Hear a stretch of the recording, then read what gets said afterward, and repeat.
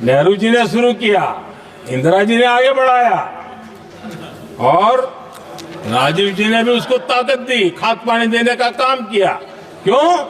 संविधान के साथ खिलवाड़ करने का लहू उनके मुंह लग गया। संविधान का अपमान करने वाले अहंकार से भरे लोगों ने पत्रकारों के सामने कैबिनेट के निर्णय को फाड़ दिया।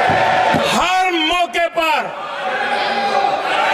संविधान के साथ खिलवाड़ करना, संविधान को न मानना, ये जिनकी आदत हो गई थी, ये परंपरा यहां नहीं रुकी। जो परंपरा नेहरू जी ने शुरू की थी, जिसको दूसरे प्रधानमंत्री जी इंदिरा जी ने आगे बढ़ाया, क्योंकि खून मुंह पे लग गया था। और इसलिए राजीव गांधी जी प्रधानमंत्री बने। उन्होंने संविधान को एक और गंभीर झटका दे दिया। सबको समानता, सबको समानता, सबको न्याय, उस भावना को चोट पहुंचाई। आदरणीय सभापति जी, आपको मालूम है सुप्रीम कोर्ट ने शाहबानो का जजमेंट दिया था। एक भारत की महिला को न्याय देने का काम संविधान की मर्यादा और स्पिरिट के आधार पर देश की सुप्रीम कोर्ट ने दिया था। एक वृद्ध महिला को उसका हक मिला था सुप्रीम कोर्ट से, लेकिन उस समय के प्रधानमंत्री राजीव गांधी ने शाहबानो की उस भावना को, सुप्रीम कोर्ट की उस भावना को नकार दिया और उन्होंने वोट बैंक की राजनीति के खातिर संविधान की भावना को बलि चढ़ा दिया और कट्टरपंथियों के सामने सर झुकाने का काम कर दिया। उन्होंने न्याय के लिए तड़प रही एक वृद्ध महिला को साथ देने के बजाय उन्होंने कट्टरपंथियों का साथ दिया। संसद में कानून बना करके सुप्रीम कोर्ट के निर्णय को फिर एक बार पलट दिया गया। आदरणीय सभापति जी, बात वहां से नहीं अटकी है। नेहरू जी ने शुरू किया, इंदिरा जी ने आगे बढ़ाया और राजीव जी ने भी उसको ताकत दी, खाद पानी देने का काम किया। क्यों? संविधान के साथ खिलवाड़ करने का लहू उनके मुंह लग गया। आदरणीय सभापति जी, अगली पीढ़ी भी इसी खिलवाड़ में जुड़ी पड़ी है। एक किताब को मैं कोट कर रहा हूं। उस किताब में जो लिखा गया है और उसमें प्रधानमंत्री उस समय के मेरे पहले जो प्रधानमंत्री थे उनको कोट किया है। उन्होंने कहा है, मुझे यह स्वीकार करना होगा कि पार्टी अध्यक्ष सत्ता का केंद्र है। ये मनमोहन सिंह जी ने कहा है, जो किताब में लिखा गया है। मुझे यह स्वीकार करना होगा कि पार्टी अध्यक्ष सत्ता का केंद्र है। सरकार पार्टी के प्रति जवाबदेह है। इतिहास में पहली बार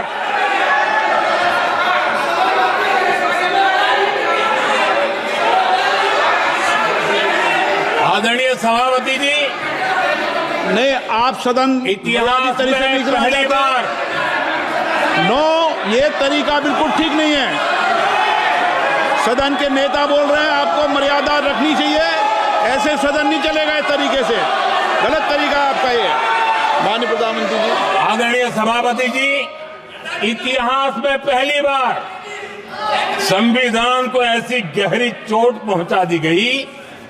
संविधान निर्माताओं ने चुनी हुई सरकार और चुने हुए प्रधानमंत्री की कल्पना तक ही हमारा संविधान था, लेकिन इन्होंने तो प्रधानमंत्री के ऊपर एक गैर संवैधानिक और जिसने कोई शपथ भी नहीं लिया था नेशनल एडवाइजरी काउंसिल पीएमओ के भी ऊपर बैठा दिया, पीएमओ के ऊपर अघोषित दर्जा दे दिया गया।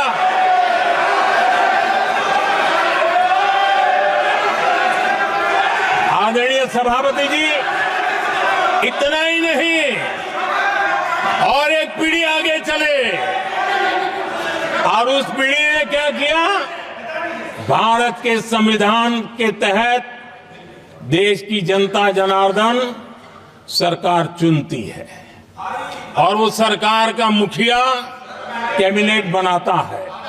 ये संविधान के तहत है। इस कैबिनेट ने जो निर्णय किया, संविधान का अपमान करने वाले अहंकार से भरे लोगों ने पत्रकारों के सामने कैबिनेट के निर्णय को फाड़ दिया। संविधान को हर मौके पर संविधान के साथ खिलवाड़ करना, संविधान को न मानना, ये जिनकी आदत हो गई थी। और दुर्भाग्य देखिए, एक अहंकारी व्यक्ति कैबिनेट के निर्णय को फाड़ दे और कैबिनेट अपना फैसला बदल दे। ये कौन सी व्यवस्था है? आदरणीय सभापति जी, मैं जो कुछ भी कह रहा हूं वो संविधान के साथ क्या हुआ उसी की बात कर रहा हूं। उस समय करने वाले पात्रों को लेकर किसी को परेशानी होती होगी, लेकिन बात संविधान की है। मेरे मन के और मेरे विचारों को मैं अभिव्यक्त नहीं कर रहा हूं।